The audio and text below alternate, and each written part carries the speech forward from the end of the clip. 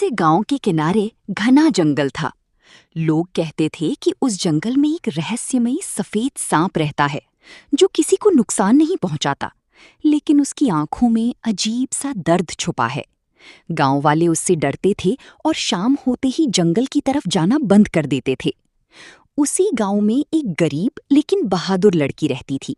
उसका नाम था गौरी। गौरी का दिल बहुत साफ था। एक दिन उसकी छोटी बहन जंगल में लकड़ियां लेने गई और वापस नहीं लौटी। गांव वाले बोले, उसे जरूर उस सफेद सांप ने पकड़ लिया होगा। गौरी बिना डरे रात में ही जंगल की तरफ निकल पड़ी।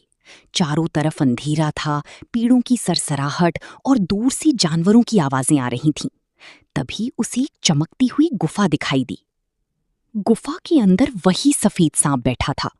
उसकी आंखों में आंसू थे और पास में गौरी की बहन सुरक्षित सो रही थी। गौरी डर गई, लेकिन उसने देखा कि सांप उसकी बहन को नुकसान नहीं पहुंचा रहा। तभी अचानक सांप इंसानी आवाज में बोला, डरो मत, मैं बुरा नहीं हूं। गौरी हैरान रह गई। सांप ने बताया कि वो पहले एक राजकुमार था। एक लालची तांत्रिक ने उसे श्राप देकर सांप बना दिया था। श्राप तभी टूट सकता था जब कोई इंसान बिना डर और लालच के उसके आंसू पूछे। गौरी ने धीरे से अपना दुपट्टा निकाला और सांप के आंसू पोंछ दिए। अचानक पूरी गुफा रोशनी से भर गई। तेज हवा चलने लगी। कुछ ही पल में वो सफेद सांप एक सुंदर राजकुमार में बदल गया। राजकुमार ने कहा, तुमने मुझे नया जीवन दिया है गौरी।